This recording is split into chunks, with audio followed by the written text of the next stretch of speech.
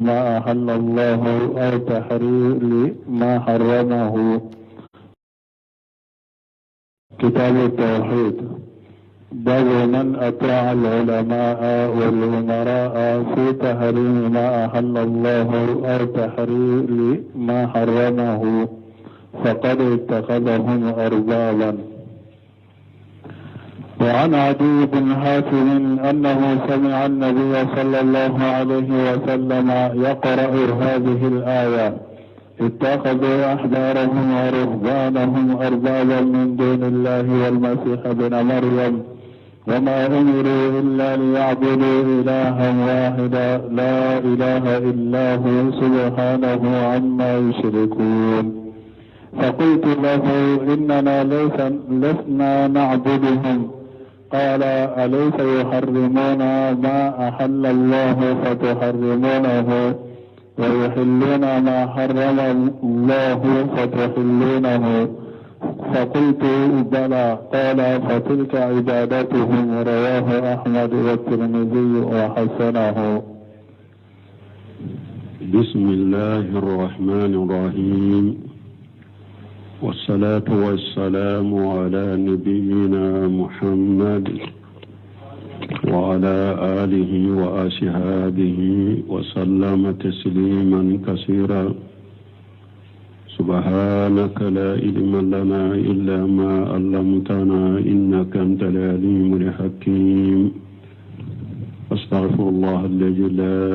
إله إلا هو الحي القيوم وأتوب إليه. اللهم انفعنا بما علمتنا وعلمنا ما ينفعنا واجرنا علما. بي أرابا سوء هجريا باكلياني كمناني أني بناني أني الشبي شهر ربيع الأول من هجرة سانكالو سبنا بسوني وتاني سبناي. ميلاد النصارى كجاتي بافلا أني مغا أني وورو سانكالو شجنا بسوني ومغا نورو ناي. أمي دولة بغو مسجد رجاء وامبوكنو درسنا الشيخ الإسلام الإمام محمد بن عبد الوهاب أكا كتابو كنو كتاب التوحيد. بنا مناكو نمو من تغرى دونك بغوكو أني نيمو ألك حلال حرام للا haramu halalai da ube ka haramu ke halalai fi taharimi ma halallah ni tuguru ko alayin min haramu ya alayin min ladaga nulu ya haramu yara itugura uko ola ube eka hol tendo ladaga alayin min haramu alayin min ladaga ulu ya haramu ya haramu ya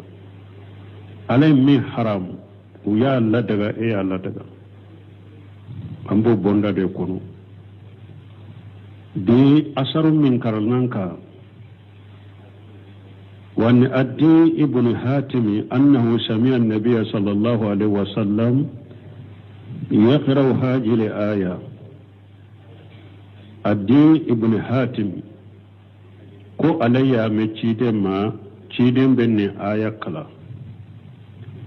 ittaqadu ahbarahum wa ruhbanahum arbaba min dunillah.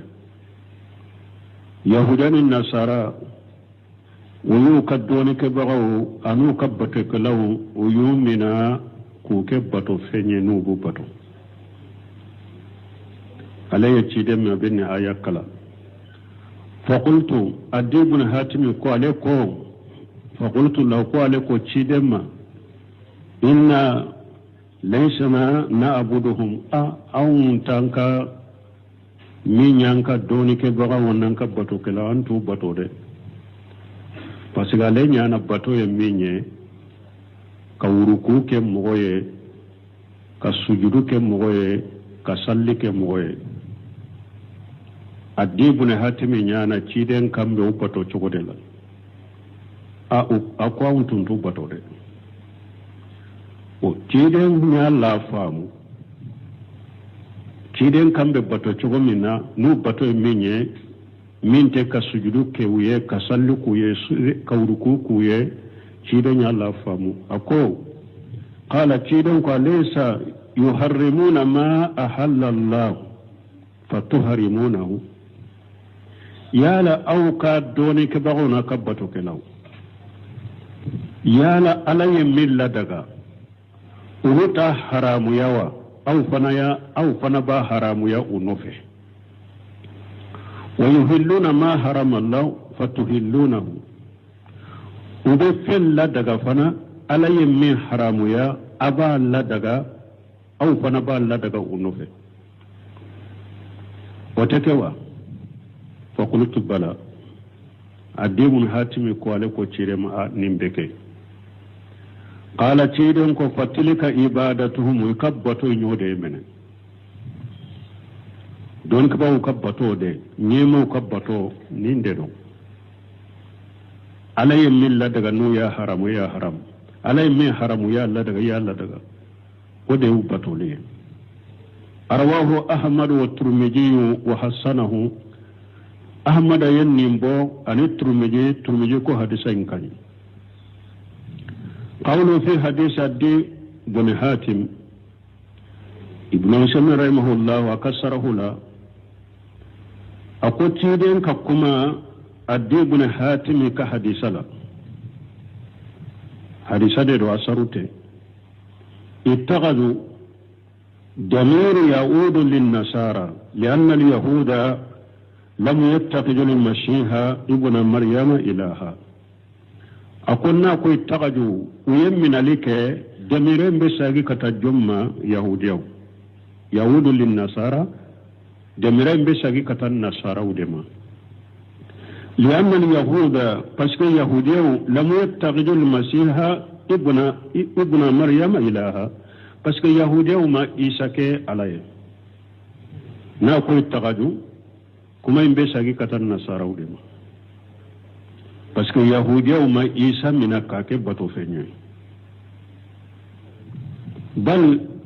indahu annahu ibnu janiyati ban yahudiya ya wala yere ko isa ye jene ke dende yahudiya wala isa la gosire de ko isa ye jene ke dende wa hawalu qatlahu ya la nyin ko ba fa ghaire وعنده أنهم قتلوه ويا ولا يروا يا فو يقولوا يسف غيره يهوديو ويحتمل أن يعود الضمير لليهود والنصارى جميعا بروسمون كو بسكا كيفنا ضميرين بين يهوديو أن النصارى بيتا يتقجوا كما ينبسكا ساقي كتا يهوديو والنصارى بما نيغوفي ويقتصى نصارى باتخاذ المسيح ابن مريم نصارى نكره كريا نيسا من عليه مريم الدنك كاكي بطو فيني وهذا هو المتبادر من الشياخ ما لآية التي قبلها نسمينكم من كتلك دو حكلنا حكلي كتلك منا كو ويردين mana kafu kuma nyesile mu fula be made men nasaraw de kere ali isa minaliye ko ke bato fenye me kuma mbese ka nyesu bema ako aya sama chogo ninde kateli ni hakilu ba mina aya ka sama chogo la ma li ayati allati qablaha kafara aya kafana aya min taminanye قوله أحبارهم ورهبانهم ناكو قدوني كبا وكبتو كده الأحبار جمع حبري وهبر بفتل هاي وكثرها هو العالم الواشي للعلم أحبار جمع حبري حبر كحبري فرنيون كا ودي الأحبار وهبر نيكو هبر بفتح الهاي وكثرها كهاون كفتحها أبسك كسرة يري حبرا هبيرو وفلا بسك أبسك كفتحها أبسك كسرة وهو العالم الواشل علم الله ني منيكو حبرو كوبي هبرو لا ني مونيه دوني كبغا منك دوني يروالندو منك دوني يروالندو مانا كومي باجي اكاجي كاتشاچوكومي ورهبان جمع راهبي ورهبان فنا راهبي فرالي نيغون كوده ورهبان وهو العابد جاهد ويبي باتوكلا من بنجيلا ورهبان يودي باتوكلا من بنجيما قوله أربابا من دون الله أي مشركين لله عز وجل في التسريع ناقو يوكبتوكلاو وكدوني كباو نوكبتوكلاو ويومنا وكألا كفر عليك معنى مشاركين لله عز وجل في التشريع ويوفر عليك السريع لله ويوكدون كبغو أنو كبتك لو فر عليك السريع لله لأنهم يهلون ما حرم الله فيهله هؤلاء بس بتك لو قرموني بتك لو دورك بوني بتك لو وبفلو دغا فلو لا دغا عليه من حرام يا فيهله هؤلاء الاتباع وكتب بغا منو فنفلني وفنبا الله دغا نوفل ويحرمون ما احل الله فيحرمه الاتباع وبفن لو فنا لا دغا ويحرمون وبفن لو فنا حرام يا ما احل الله عليه من لا دغا فيحرمه الاتباع بتوكلا منو فنانو حرام يا قوله الناكو والمسيح ابن مريم أي اتخذوه إلها مع الله ناكو أني إيسا مريم الدنك لا ينموني ويه إيسا منك كبتو فيني كفر عليك بالدليل قوله تعالى ودى الله جمعي عليك كما وما أمروا إلا ليعبدوا إلها واحدا إيسا مونيا مريم فوي على مونيا مريم فوي كبتو فين كلا دي بتو والعبادة تذلل والقدو بطو مونيه كي يري دوغيا علي أني كي يري مجيكي علي واتباع الأوامر أني كالاك نيامر قوم بطو واجتناب النواهي أني كي يري تنغا كي يري كروسي كبو ألاك بالي فيهم بطو كورنين دي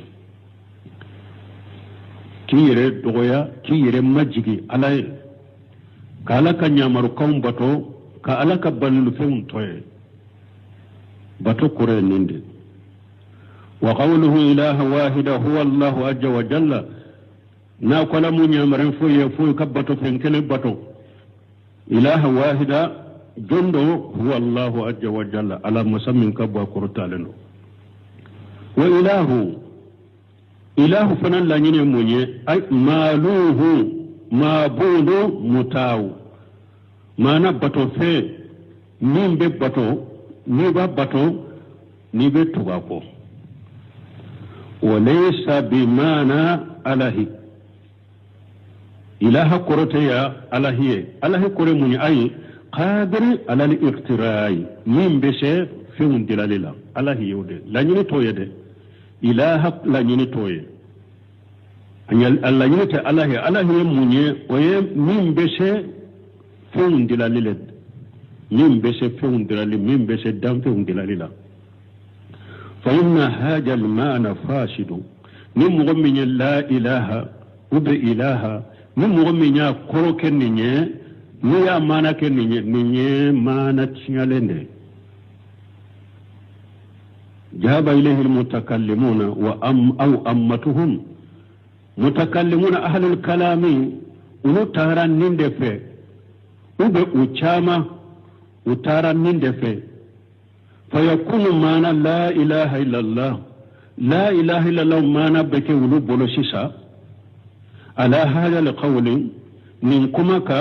la rabba illallah damma sateni alati almutakallimuna ube wulu chama la ilaha illallah kore munye wulu bolo damma sateni alati ala de damfeunda danfin tigi ala la ilaha illallah mana beke ode ya ulu bolo nin kuma ka wa haja laysa bitawhid almatlub bi hadhihi alkalima donc ni mo min la ilaha illallah mana kenninye ni mana chelende ni wa hada laysa bitawhid almatlub min tawhidiyya tawhidi minna bihadhihi alkalimati nin kumay mana la ilaha illallah tawhidi minna naye watannin tawhidiyya kafala de talike وتوي إجا ولا لو كان كذلك نا يسر كتم بن الله لدلا كفل لا إله إلا الله قريدا لا رب إلا الله دمستني علتي لا إله إلا قرتم كيرا من ده لكان المشركون الذين قاتلهم رسول الله صلى الله عليه وسلم موحدين ولا تشيدن المشرك منون كله كفرا ولتم بك توحيد تقول لا إله إلا قرة نيره قالا ده دم مسامي سانكبرون فلادا مسامي دعوا كلون فلادا مسامي نيره دا مسامي أننا كان الله سر سلم يشركون نا ياسر لا إله إلا قرة نيره تشيدن مكة مشرك منون كله ولتم بك توحيد تقول لأنهم يقولون لا رب إلا الله parce que makka mushriku ba fo ko damma sate ni alate makka mushriku bodo ubo fo fana qala ta'ala la qala min qurtalendo qul ma murafuye من رب السماوات السبع ورب الأرش العظيم سيقولون الله ما مرفوه دوني سانكبولون فلات تجيه دوني لارش بين تجيه وبافو مكة مشرك وبافو قوالا وهذه إحدى القراءتين وهي سبعية أو نند كلانشوغو ني آية كلانشوغو دوية كلانشوغو مني كلانشوغو لون فلانيا قوله سبحانه أما يشركون ني ألاكو سنة بألاي كابو فنو بمنو فرعلك سبحان اسم مصدر وهي معمول أو مفعول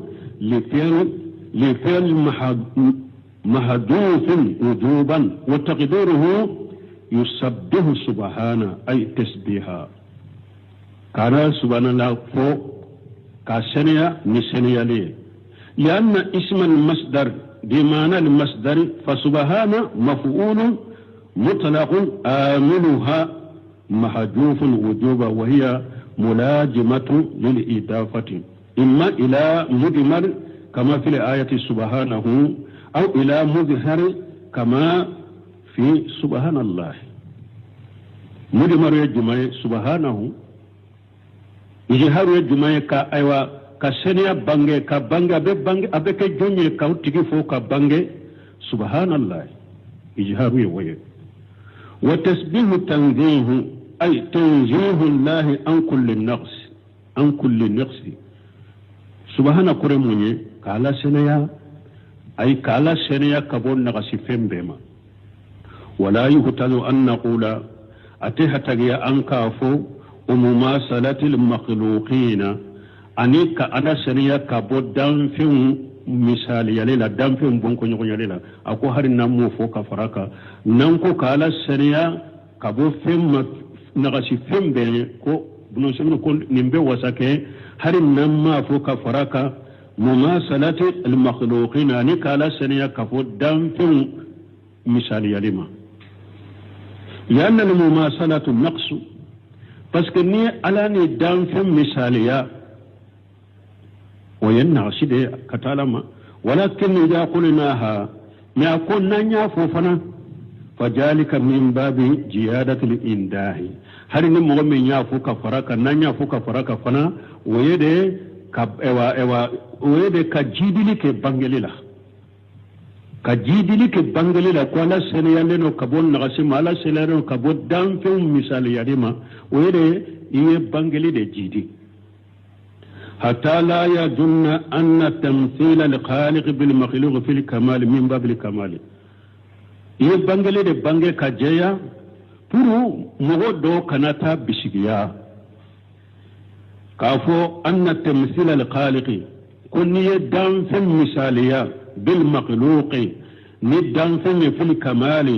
دفللا min babil kamali o be ke dafali o be do dafali bonda de la kata alama pour mo do kana to miri hada madem fule yala ni ala ya hada madem min ke be se ka sinogo e ka sinogo wati be se ka sinogo e ka sinogo chogo nyumana dafali do kata hada madem mo be dafali te me sinogo ni sinogo dambe kata alama o yen na kasida ala fe fendo be ke dafali hada madem fe dan fe o teke dafali ala fe pour mo do kana to miri فيكون المعنى بكسس تنجيه الله عن كل ما لا يليق به من نقص أو مماثلة المخلوقين معنى بكسس نكو سبحان الله معنى قال السرية كبو نغسي فين على من كنايه قال السرية كبو ما أنك على السرية كبو دام في مثال يلما سبحانه قربك وليسسا وقوله أما يشركون أي مما سواه من المسيح ابن مريم ولا أهبار ورهبان ناقول سنالنا كبو فن ونبي منهم فرع علىك منهم على التناي كم إيسا مسيح إيسا على مريم أو دينكي أني أو دوني كبرون أني بتوك لون على سنالنا كبو نفرن كلمة كنو فرق علىك على سنالنا كبوما فهو منجه متنجه عن كل شرك وعن كل مشرك به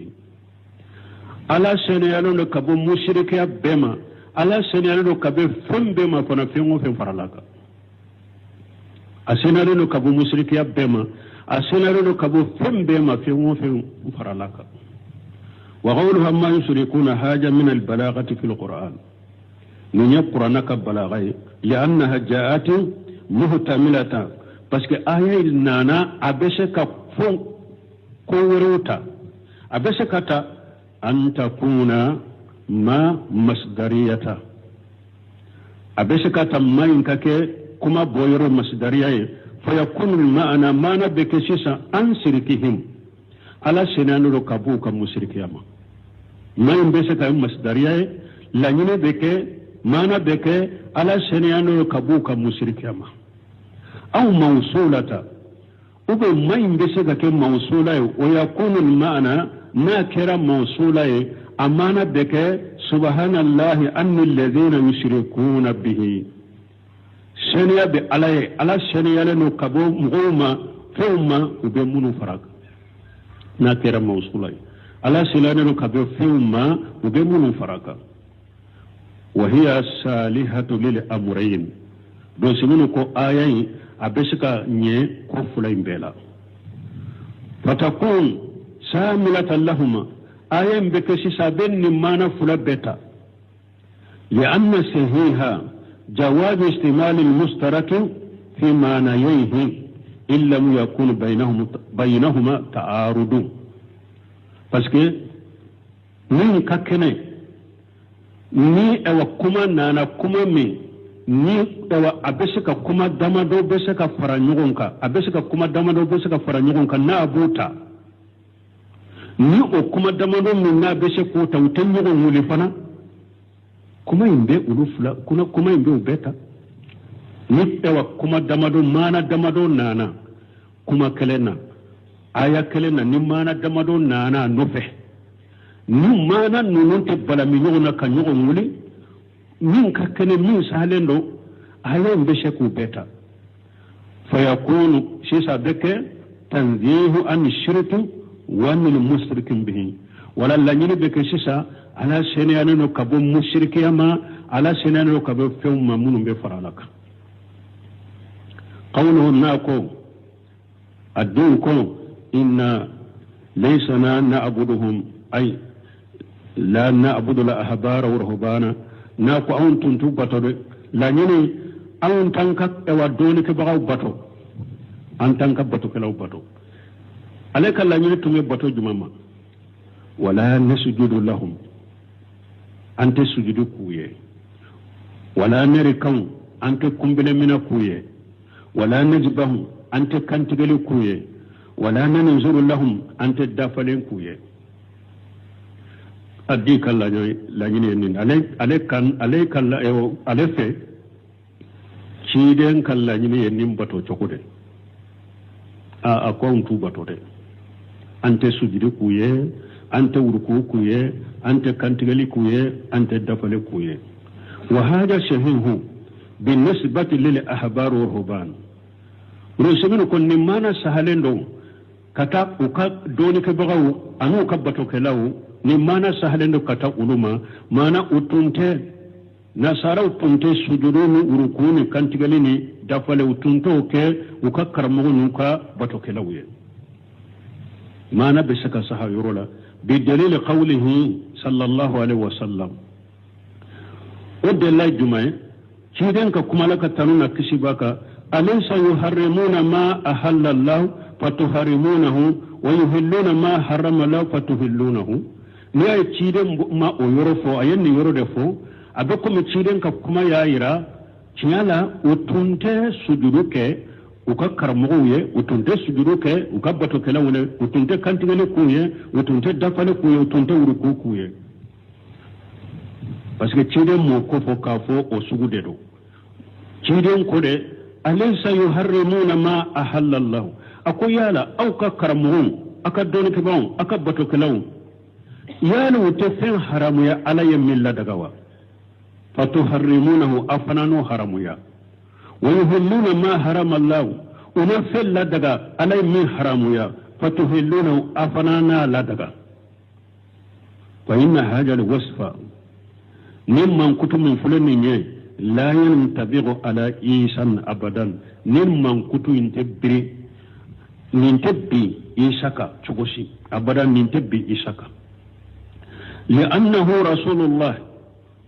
بس إيسا أنا كتشيدين دي فما أحله فقد أحله الله كافو ني إيسا ناكب اوا دوني كبو يمين لا دغا او با لا اوا الا يمين لا دغا يا حرام با حرام الا يمين حرام يا لا دغا با لا دغا إيسا تي دولا دي parce que إيسا توني الا كاتشيدن دي ني إيسا يمين لا دغا الا دي يا لا دغا وما حرمه فقد حرمه الله ني إيسا يمين حرام يا الا دي حرام يا إساتي تنتهرم يلك نايري أليت دو أيرولا وغل هاولا بعض الناس أنه إلا لحديث لهذا المعنى ما دعا في سنده ونسمينكو ودونك بغاو دويا لنيني كو بي حديثي لا فنيني يروني وقسكني أفورا حديثا كنو yala utunte fendo la daga lay min haramu ba la daga alay min haramu ba ewa alay min la daga ulu ba haramu ba haramu alay min haramu ya ba la daga ba la daga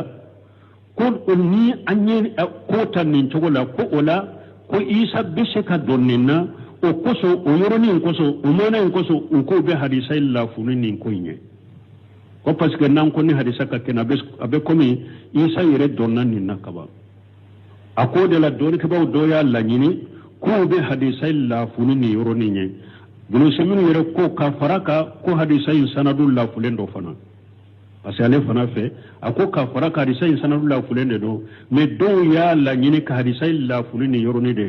ko parce que nanye halalani haramulin sagi kata isama parce que isama ka doala parce que isa te fe haramuna yere ate fe halalana yere ko o yoroni utumba fi ka hadisa la funu oye ka soro hadisa insanu la fulendo wal hadithu ka hadisa min fulan min hasanahu turmiji hadisa nke hasanu ye walibani albani hadisa nke hasanu ye wa akharuna ani mugawru mun ta albani ne turmiji ulu ya hadisa nke hasanu ye wa da'afahu akharuna mugawru fana hadisa la ويجاب أن تعليل مذكور ومن تنبه حديثين لا فنيني سبب من فورسي سيسا كولا بأن قول الدين كو الدين كما ليس ما نعبدهم يعود لنا أحبار ورهبان أما عيسى بن مريم فالمعروف أنه يعبدونه وبدأ بالتحريم الحلال أما جاب لك الدين كما ناكو أنتم تنبتو يعود على الأحبار والرهبان دميرا بساقه كتا دونك بغاو نبتو كلا دا ويرولا amma isa bunu maryama min isa kono maryama denke fal ma'ruf annahum ya'budunahu min donen do nasara utumbe maryama denke ko de bato kasoro isa mu nyamra na bato o donen do utumbo isa bato mi halalani ni haramuli yoro de te halalani ni haramuli yoro bato koni o be sage kata karamugo ni ruhbanu de ma me isa yere koni nasara utumba bato وبدا بالتحريم الحلال منا شيدنيا ايوا الا يا دامنا منا شيدنيا دامنا بالتحريم الحلال ني حلالك حرام يلي لانه اعجم فسيك الك حلال حرام يا ودي كبو من تحليل الحرام كتمه حرام لا دغلك وكلاهما محرم من فلبه حرامو يده كالك حلالا حرامو دو كالك فل دغالين فنا حرامو دو وفلبه حرامو من جمانك جنوبو كبو جمانك حرامو كبو من يده كحلالا حرام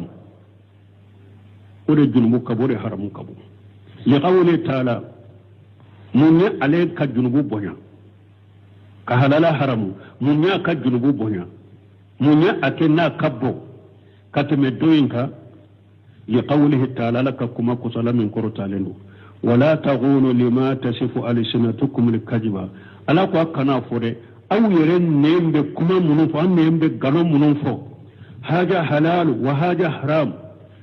كافون نيا حلالاي نيا حراموي لتفتروا على الله الكذب پرواكا غلون تيجي كدا ألاكا أكنا فوري أكنا فو أن نوم باكي كغلون من فو كن نيا حلالاي نيا حراموي لتفتروا على الله الكذب پرواكا غلون تيجي كدا ألالا بو آية يكون على يدامنا جماما سيسا هذا حلال قوله فتلك عبادتهم وجه كونها عبادة نتشيدن كود يوكبتوي كتغو دونك باوكو كتغو باتو كناكو حلالين حرمونيلا نا كود يوبتوي باتون ايوان چوغيا يجمعي أن من معنى العبادة تاعة بسكي نانكو عبادة على باتو أمانة دودي كتغو ألاكو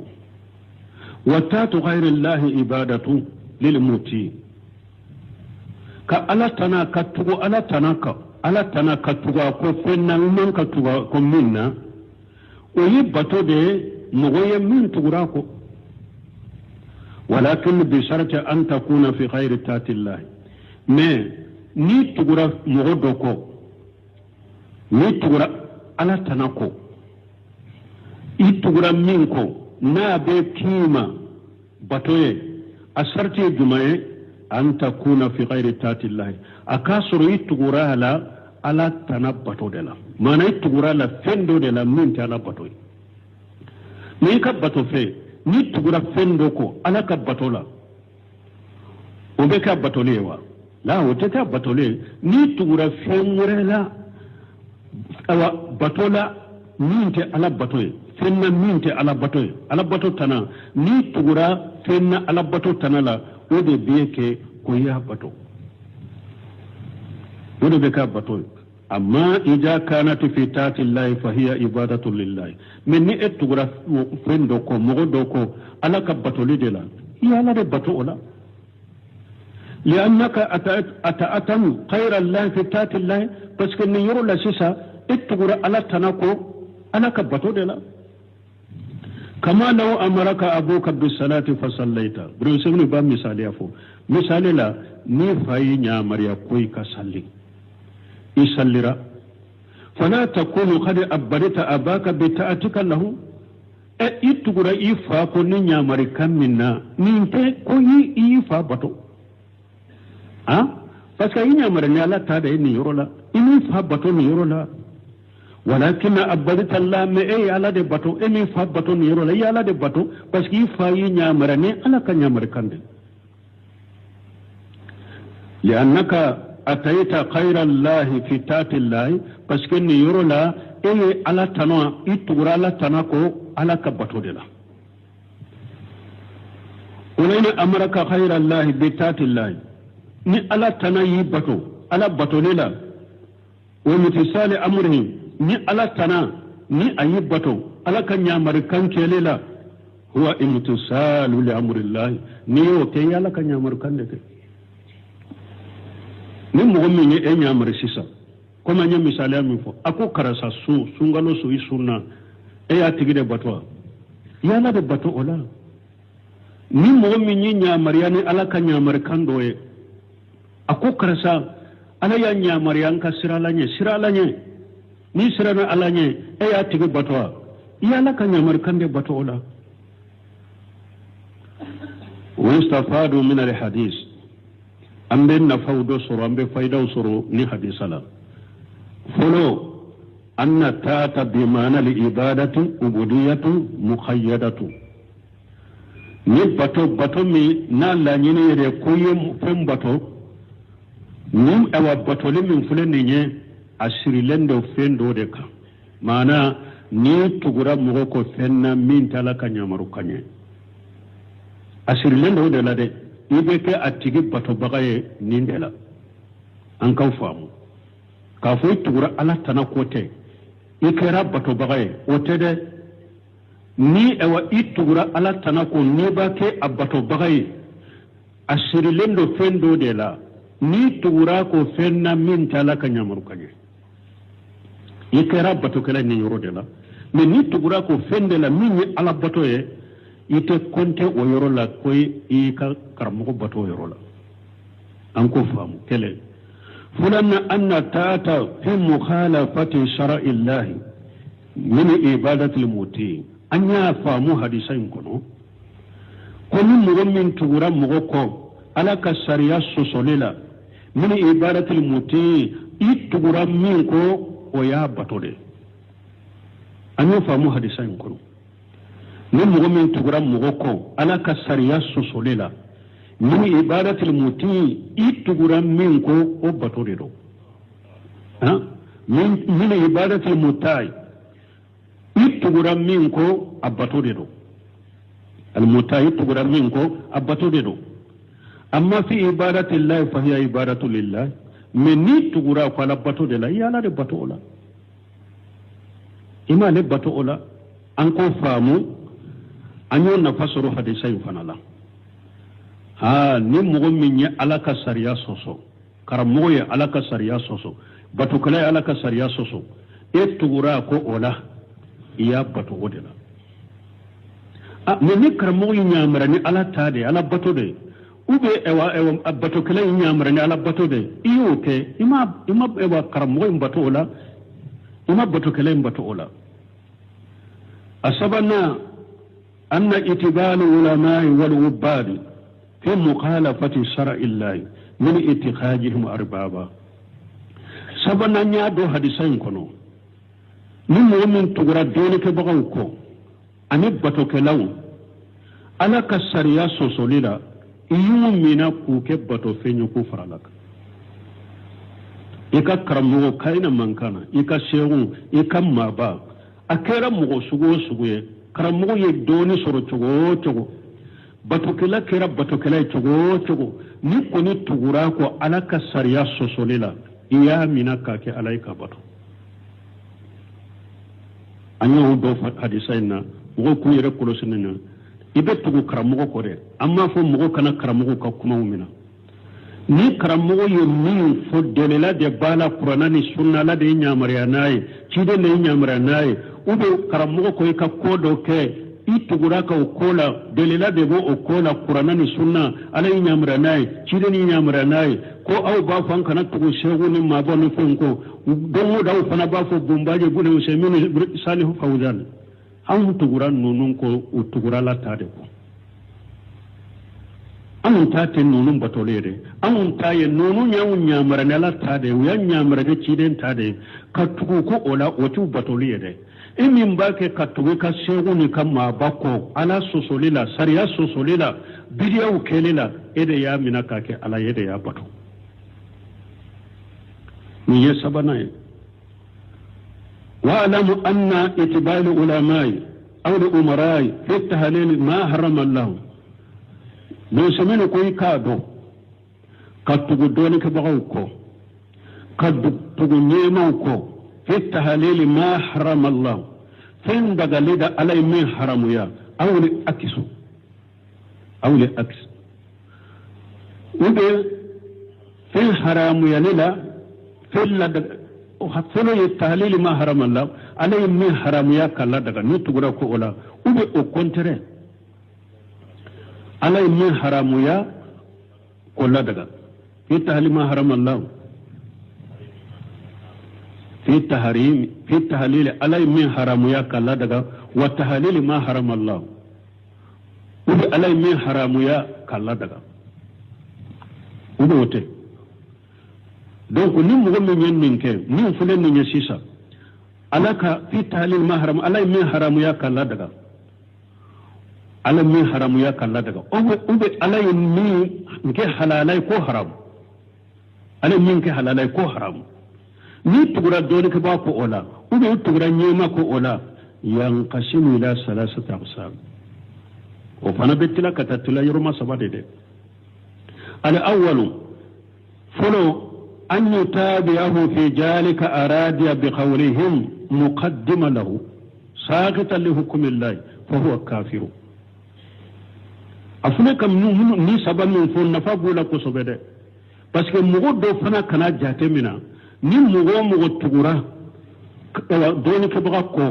ألك حلالنا حراموني ube mu tugura nyema ko alaka halana haramunira aywa ala ciden ko yumina ko kala yubato ye kafiri de ka tigi kafire mutlaqate kana kede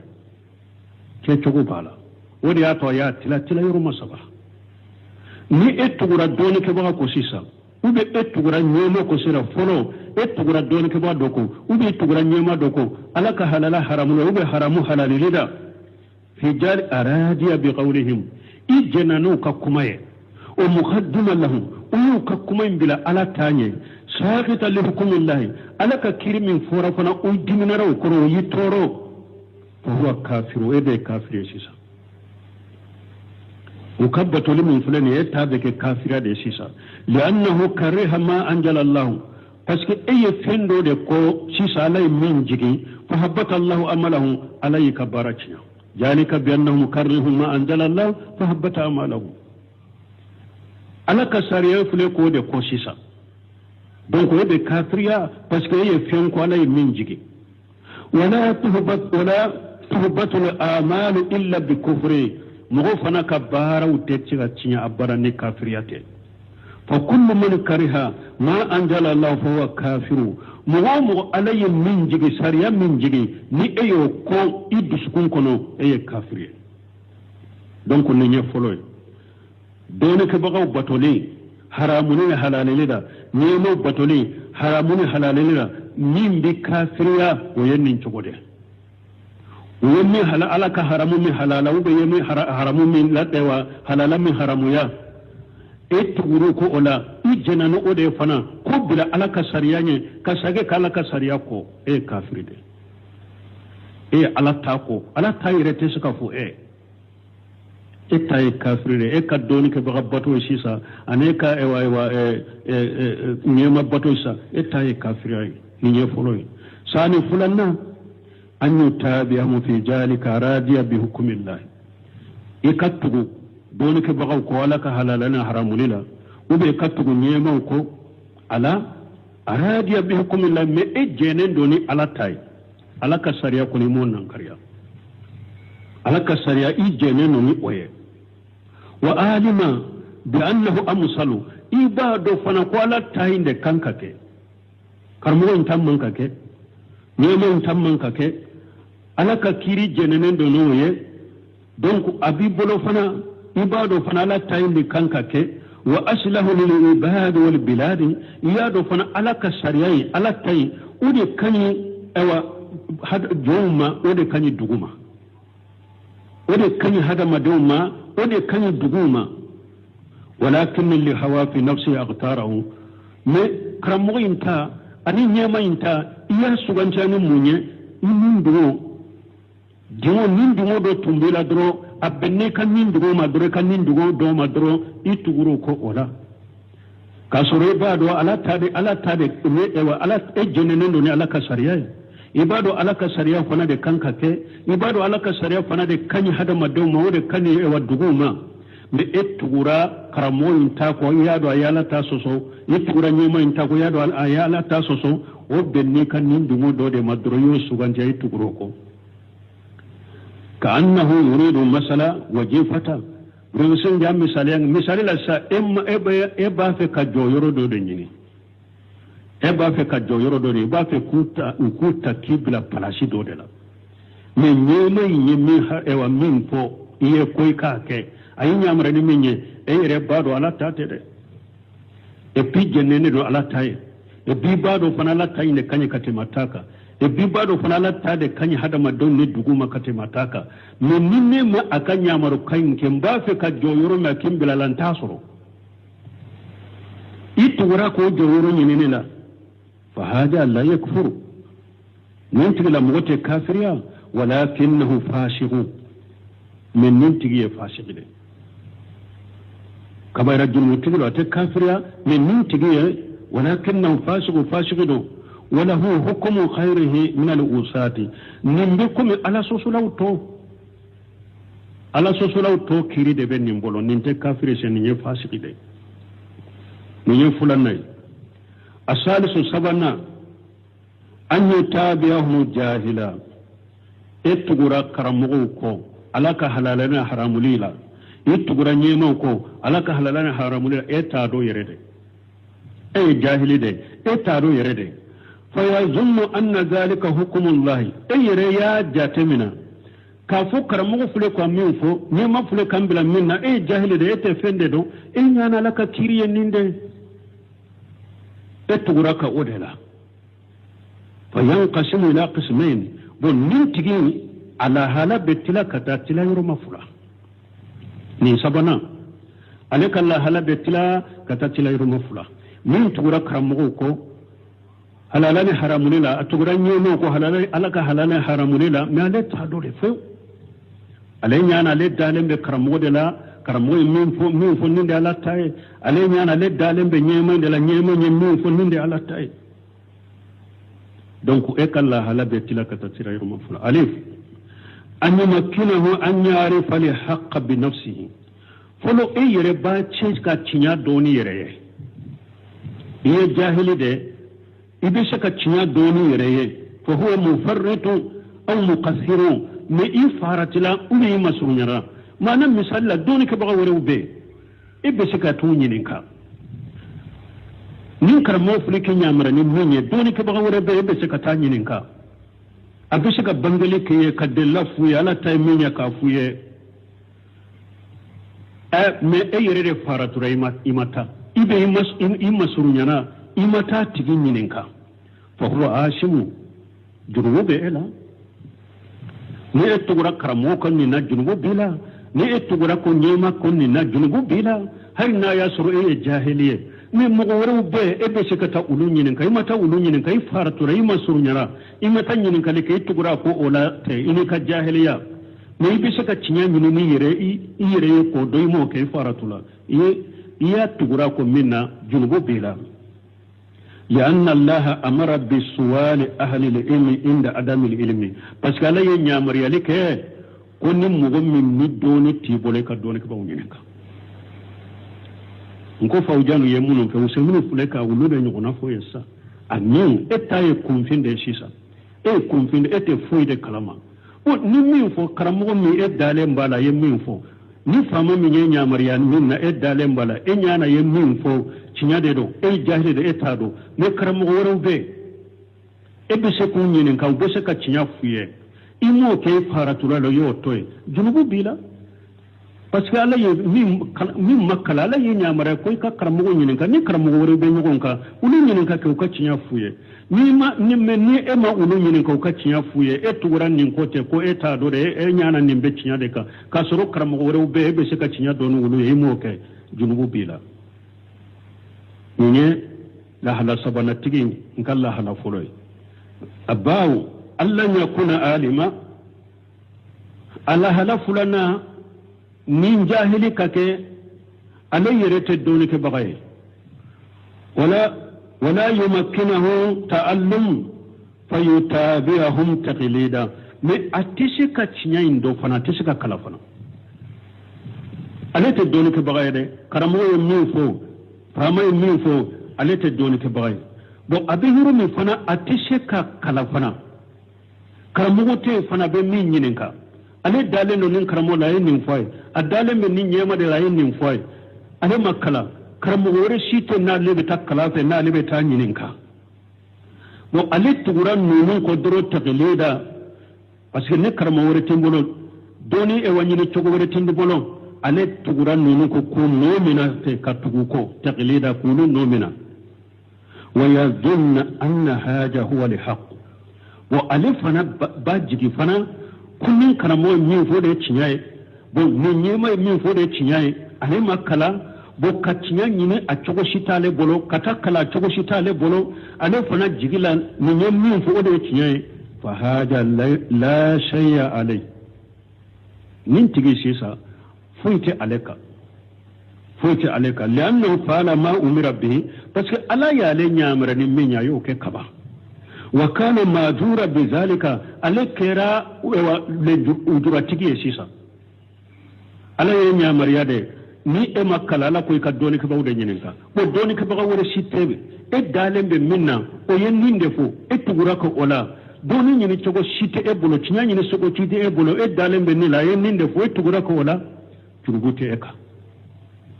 parce que la e nyamar ni min yeyo ke ka ba fasalu ahla zikri in kuntum la ta'lamun أي تاكلا ينامر مني جنبوت إلا ولذلك نند قصو وردني رسول الله صلى الله عليه وسلم أنه قال نند قصو أننا تشيدن بلو تشيدن كون إن من أفتيا بخير علمي فإنما اسمه على من أفتاه تشيدن كون مغمي نو يجابي كيسو دولا مغدو يجابي كيسو دولا مغمي ني أمي جابي ني دوني تي بلو ni alaye e fatawa ni minya yi jabi ni minya iyo ke kasoro sawabate minyi jabi ka juru wale de la mana ninye kumfinde ale makala bo ala ko ale ka doni ke ba hon yininka ale be doni ke ba kele mindo abe yoro me ale be doni ke ba kele mindo ededo doni ke ba wurete anana o doni ke ba yininka o doni ke ba fana ya jabi ni fendo ye mindo ni tabulo nini kalambale taro ke ale ka junubu be eminya ajabi ka fen faye min doni ti bolo ni cinyate atara keni e ka jabu de aka junube edema eminya fatawa kayre doni baliyaka junubu be edela law qulna bi ismihi bi qat'i khayrihi la najma min dhalika la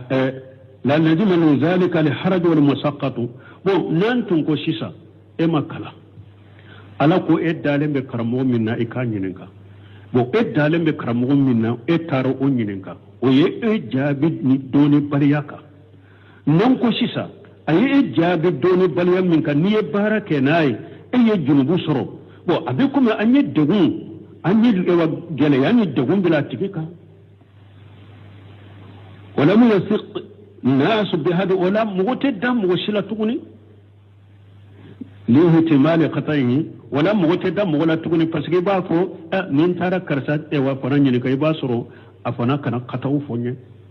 mutadam wala tuguni wala odela nin tigi junwuta lela minya ajabi ni fenye min doni tibula junwu be edeka o ni yorula comme an ka wakati sera ntese ka teme ni yorula mba fe ka faida mindi mawlidi kala usisa ubeta dilo Cheikh al-Islam Ibn Taymiyyah ka kuma dola fi iqtidai siratil mustaqim ko Ibn Taymiyyah yere ko ni mugo minye mawlidi kenin ngania nyumay ko ala bi sarani kan ngannuma nyumay ikan ngania nyumay ni ko hari nala mawludi ko ni ya kenin ngania nyumay ko ala bi sarani kan ngania nyumay ko Ibn Taymiyyah yere mawduru la daga har wodo kuna sini do ye do ka wojo bilanna be ofo ko iqtidai siratil mustaqim kono ambe min fo مجموع فتاوى كون شيخ الإسلام ابن تيمية مولد بليات بديا مجموع فتاوى كون شيخ الإسلام ابن تيمية مولد بليا اقتداء صراط المستقيم كونو ابن تيمية كون مولد كيلي بديا دل تعالى ما يم مولد كلا ودتلا أكون مغمي مولد كي كرمو منهم بمولد كنو بجماني وباكي كمولد كي أي ويرى بعض كم مولد يبيدا الدين دوته ما وياه كيو كان نندمو كما أنو كبيدا كما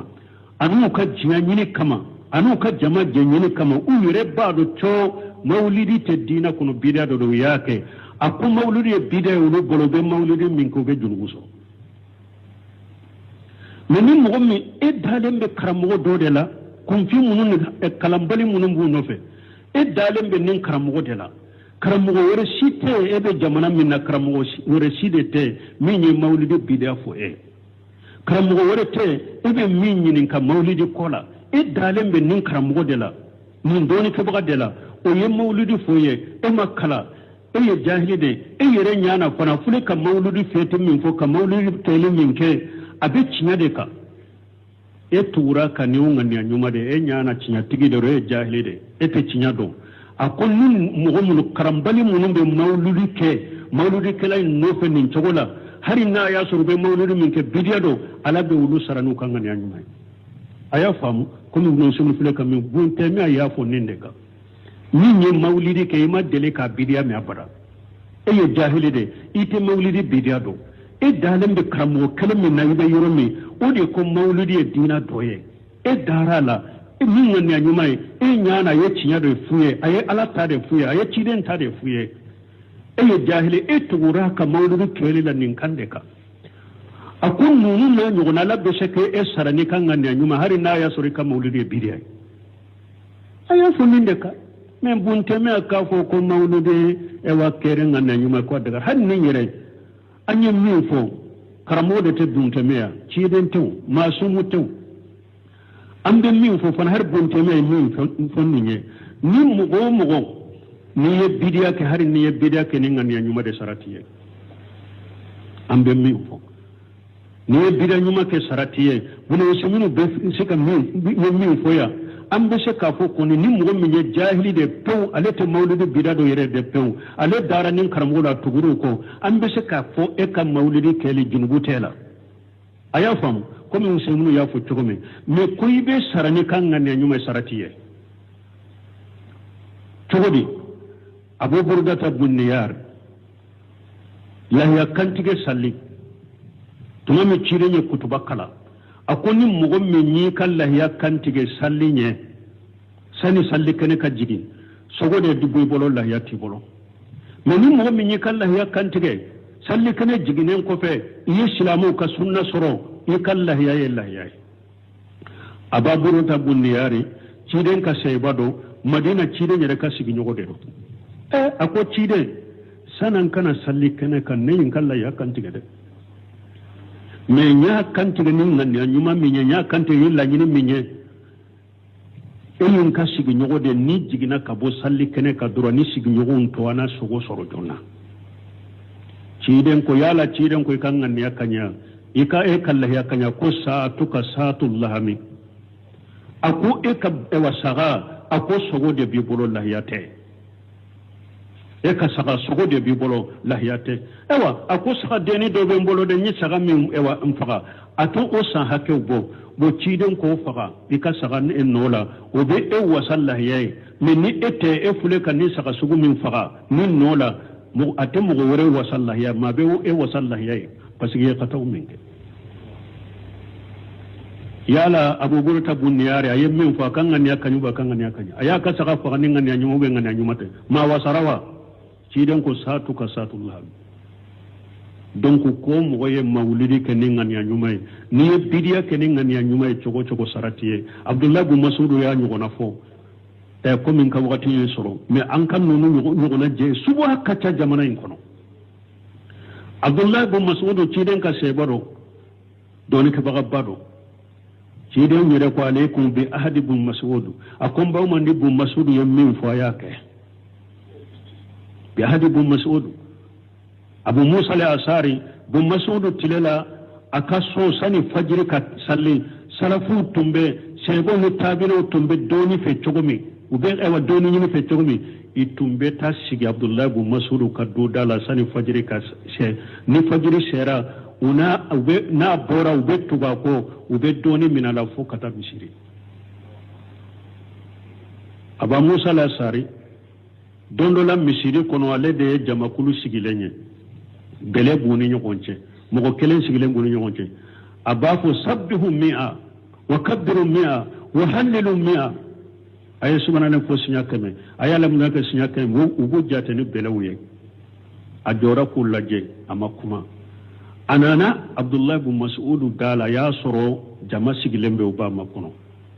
ako abu abdurrahman bora de uba fo abdullah ibn mas'ud la abu abdurrahman ako abu abdurrahman bora ma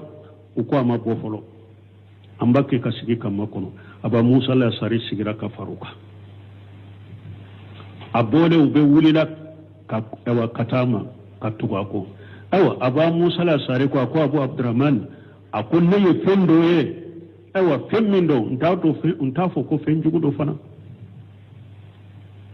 abdullah bu masur ko yemunya ko ni ala ye shidi mai baye ako yemunya akunna nan misiri de la mogo sigira kake groupe ye kakori mogo kelembu chela below be aba fuma sabbihu mi'a wa hallilu mi'a wa kaddiru mi'a abdullah bu masur ko ye mufuye ha akunne ma fenfuye parce que nebe e ka hakilina de makono sisan ye minfo akon kata aba musa bilalanye unana abdullah bu masur jora jamain ka kulache akwa ba sura ube kanda sira kamin kanda leno kateme chire na kaseba utaka sade ako ewa chiden de fle afatura chiden ka seba uma baka bojiyan kuna ka seba chaman de bea chiden ka minon fle ube ma kare yere folo chiden ka doloku do fle ube ma fara folo awu de bena bidado dina kono imma doni baw bolo min te ciden na ka shebo bolo ube anana ni bidiya minye bidiya tonyalenya uko abdurrahman amma nilla nyini ni fuye ni hera nyini te ako kamu kala nyini be yoro juma na hadisan kamu min muridul khair lam yusibu kamu min muridul khair lam yusibu na chugo lam yusibu ako hera nyini na kachaye fendo kene hera nyini mabbe herama ni bida kera ninga ni anyuma yero abdullah bu masud ko ayu ta sabati ka fo ha ayu jatele minke donc baraji bawye ayu fo bale aya fuye folo ako he akwa ya ka bara nyuma ujate folo ni garanti tawye aya ka bara jugu jate folo ni garanti tawye la gara ka bara nyuma kelente chinya sana kana shigero ko be la ilaha jate nin chugula go ba fu ni made bidiyatul idafiya mo ka subhanallahi fo alhamdulillah fo kala la fo bidia do wa me wiye ke chugo min faraka abe kera bidia gulo shi akale awo ko no ya ke hera nyini de kama akum hera nyini na chayara imabbe hera ima hera nyini na sara chayara imabbe hera ima hera inso ni bidia de ayu chari ko boy ayu chari ko ni ayu chari donc ola bidia ye bidia de ni koni ye bidia ke hari ne ya ke ni la nyini nyuma de sarati ye junbu de biye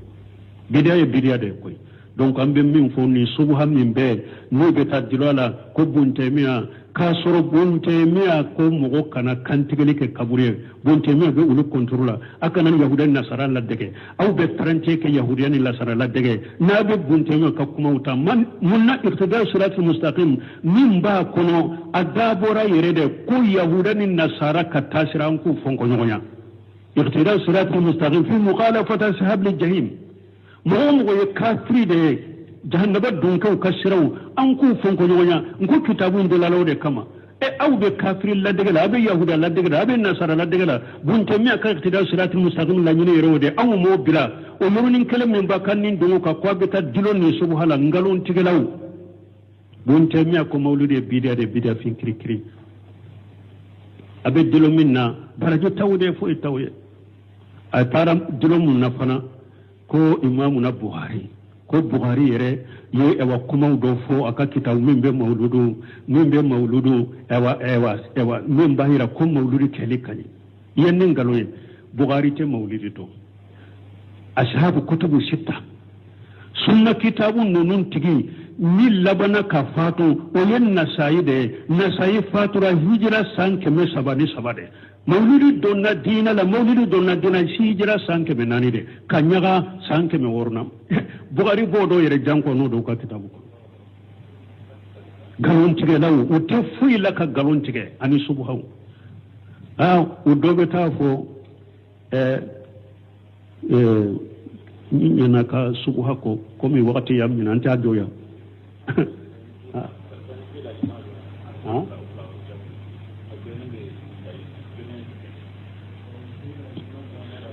فإن قيل نوكو لما جاء لا يكفر أهل القسم الثاني نمغو من كما منا وتلا يرمى فلانا أتو كافريا أكو فرني كافريا منا تفلانا كافريا وزيبا دون كبو جابي إننا لو قلنا بكفرهم نا أنكو تلا يرمى فلانا نانيو كافريا فو لزم من ذلك التكفير كل صاحب معصية ولا أبام بلانك أنك لا سوسولا بك كافريسا نكم من نتلا يرمى فلانا أمو كافر أقول نو يجنبوتو يولا على سوسولا أمو كافر أقول نانيو كافريا سيسا أبيكم فوانك لا سوسولا بكافريا دي على سوسولا يعرف أنه آسل لله نا يربادو كو عليه على سوسولا دي ويعلم أنه حكم الله عليه ربادو كل من على كثير أيوتو يا على سوسو أم بيسك بك كافر ولا مثال لا جنياك لا بارو جنيا حرامري نا يجنياك أنت فو جنياك لا فنما كافر وا galon tigla baro galon tigay haramuye aye galon tigay kala soso أم بافو فنا كافر يك ولا ودياتو تلا يرمى فلان مكافريا ولو كرا جبوتوي سبحانك اللهم ربنا بحمدك أشهد أن لا إله إلا أنت أستغفرك وأتوب إليك. أعوذ بالله من الشيطان الرجيم بسم الله الرحمن الرحيم. كتاب التوحيد. باب من أطاع العلماء والأمراء في تحريم ما أحل الله أو تحريم ما حرمه فقد اتخذهم أربابا. وعن عدي بن حاتم أنه سمع النبي صلى الله عليه وسلم يقرأ هذه الآية: اتخذوا أحبارهم ورهبانهم أربابا من دون الله والمسيح ابن مريم وما أمروا إلا ليعبدوا إلها واحدا لا إله إلا هو سبحانه عما يشركون. فقلت له: إننا لسنا نعبدهم. قال: أليس يحرمون ما أحل الله فتحرمونه ويحلون ما حرم الله فتحلونه؟ فقلت: بلى. قال: فتلك عبادتهم. رواه أحمد والترمذي وحسنه. بسم الله الرحمن الرحيم، والصلاة والسلام على نبينا محمد وعلى آله وأصحابه وسلم تسليما كثيرا. سبحانك لا علم لنا إلا ما علمتنا إنك أنت العليم الحكيم. أستغفر الله الذي لا إله إلا هو الحي القيوم وأتوب إليه. اللهم انفعنا بما علمتنا وعلمنا ما ينفعنا واجرنا علما. بي أراب سوء هجرية باكلياني كمناني أن بناني أن الشبي شهر ربيع الأول من هجرة سانكالو سبنا بسوء وتاني سبنا ميلاد النصارى كجاتي بافلا أن مغا أن وورو سانكالو شجنا بسوء ومغا وورو ambe dawda bugu masjid raja wambo kono درسنا الشيخ الإسلام الإمام محمد بن عبد الوهاب أكا كتاب التوحيد بنا مناكو نمو من